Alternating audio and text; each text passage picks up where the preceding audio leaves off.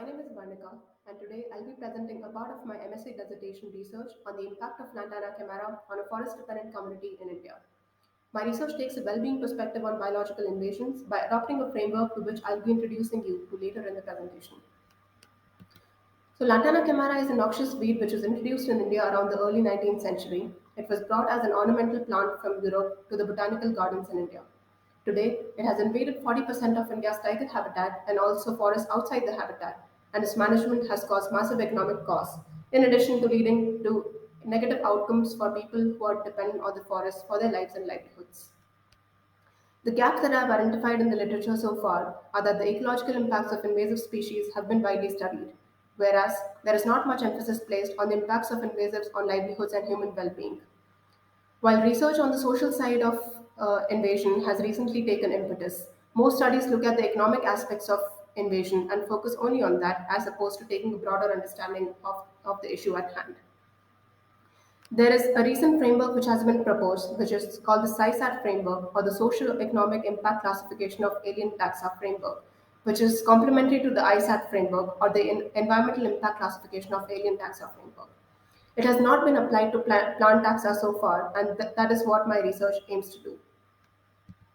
So the 𝘓𝘢𝘢 framework draws from the capability approach, which says that the well-being of an individual is determined by the environmental factors, the economic settings, and the social context that he or she is a part of, which defines his or her capability set in terms of the activities that he or she is able to do. When introduction of an alien taxa happens, it affects the environmental factors, the economic setting, as well as the social context, then leading to a reduced capability set and a reduction in the activities that one can perform. The various constituents of human well-being have been listed on the slide as safety, material and immaterial assets, health, social, spiritual, and cultural relations. So my research tries to draw from this framework to look at the impacts of Lantana camara invasion on my study site and lists these impacts in terms of which are the constituents of human well-being which are affected by each of the impacts. So my study area is located in the Dindori district of Madhya Pradesh state in India, which is a part of the central Indian landscape. So I have two study sites or two study villages, which are Pondi and Samartha. And today I'll be presenting results from the village Pondi, which I've collected so far. The community that I'll be focusing on is the Bega tribe, which is a forest-dependent community in the central Indian landscape. Earlier, they used to practice shifting agriculture, but now practice settled agriculture and grow crops such as paddy, kodo, kutki, which are local millets, pulses, etc. And they grow them largely for subsistence, but also for income. The major sources of income for this community are from agriculture, wage labor, as well as from the forest. So they are dependent on the forest for a variety of resources, including fuel wood for cooking, non-timber forest produce for both consumption and sale, raising their livestock, and collecting wild foods and medicinal plants. The two research questions that my research tries to pose is what is the extent of Lantana camara invasion in the forest surrounding the study village, and where does Lantana occur? And the second question is how does the presence of Lantana camara in the forest impact the Bega community's livelihood and human well-being, and how do they perceive its presence? To answer the first question, I employ the methods of object-based classification and plot history. So I conducted an object-based classification on remotely sensed 3-meter resolution data obtained from Planet dataset. So the classification was done by laying 15 plots of 30 by 30 meter each across 5 grids which were laid on the village forest boundary. At each of the plots, there were observations taken about the density of lantana, the height of lantana, the various vegetation present, as well as a GPS point, along with the oral ecological history for each plot, which was obtained from the local field assistant. The resultant classification map for the village looks as follows. So there are 3 classes: forest, lantana, and settlement. As you can see, there is high lantana infestation, especially at the northern part of the forest. And the black boundary is the traditional forest boundary. The results from the plot history show that out of the 15 plots which were taken, 13 had lantana present in them, and 6 had a history of coop cutting, 3 had a history of forest fire event, whereas 4 had a history of pressure due to human activities. Interestingly, some of the plots also had presence of other invasives such as Pobostemon bengalensis, Chromalina odorata, etc. For answering the second question, the methods which were employed were household surveys, So 30% of the total households were surveyed in the village, and semi-structured interviews were taken as well as participant observation was conducted to understand the forest resource used by the community. The results derived from the household surveys about the use and perception on lantana camera show that 62.5% of the respondents use it either as material for fencing, for making ropes to tie fuel wood, or as a toothbrush. However, 77% of the respondents said that they incur more losses as opposed to benefits from the presence of lantana in their forests, as is reflected even in the quotations which are there present on the slide. 14.5% of the people said that they derive both loss as well as benefit, and 8.3% of the respondents said that they derive benefit from the presence of lantana. In terms of the impacts, there were four major impacts which were observed. The first one being the loss of grasses for forage. So cattle plays an important role in a Bega household because cattle is used in agriculture for tilling and plowing.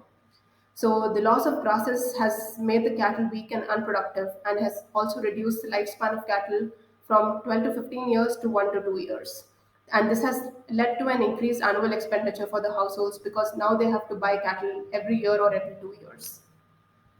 The two main consequences of cattle becoming weak and unproductive have been that they do not produce sufficient milk for consumption or for sale.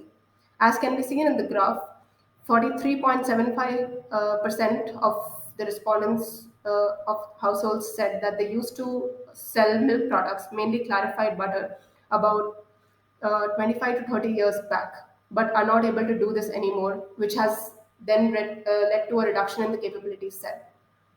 Also, 77% of the respondents said that they have consumed milk during their childhood about 25 to 30 years back, but are not consuming it anymore.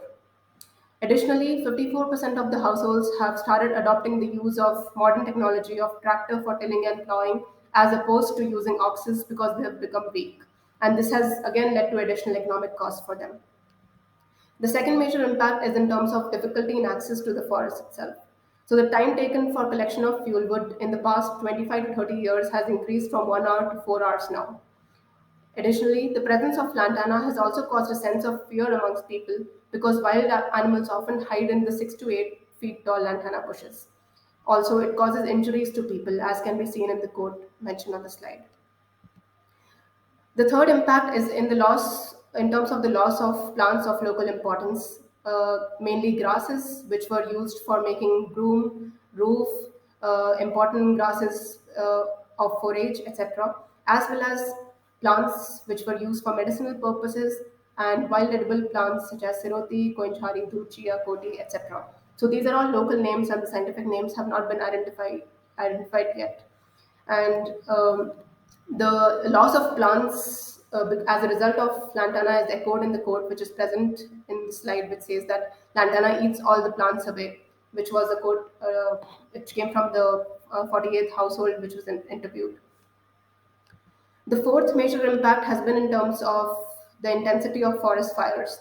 So, in lantana infested areas, people claim that the forest fires can go up to 10 feet high and cause extensive damage, often burning the entire tree, as can be seen in the picture towards the right side. So, overall, if you look at all the impacts of lantana camara infestation, which has been discussed in the presentation so far, each of the impact affects a certain component or constituent of human well-being. For example, the loss of grasses has led to loss of livelihoods and also led to an impact on the food security, which has then affected the constituent, which is material and immaterial assets. Similarly, difficulty in access to forest has caused impact for personal safety, for secure resource access, as well as led to injuries, which then affect safety and health. Similarly, each of the impacts which has been discussed affects a certain component, which then affects a certain constituent of human well-being. In the case of lantana camara, all constituents of human well-being are affected by each of these impacts, as can be seen in the table. The three main conclusions from the research is that lantana camara invasion is both a cause and consequence of forest degradation, as can be seen from the plot history exercise. It has occurred in disturbed patches and further led to degradation, by causing biodiversity loss and intense forest fires. Understanding Lantana camara invasion using remote sensing can give us useful insights into where it is present and how it affects resource use by improving our spatial understanding of the problem as well as its extent. Additionally, a broader social perspective such as the 𝙖𝙣𝙖𝙦 framework can give us a peek into the human side of biological invasions, thus helping us make informed management choices involving local participation as well as hopefully undoing some of the negative impacts caused by invasion. These are the references and these are the people that I would like to acknowledge. Thank you, and I'm open to any questions that you may have.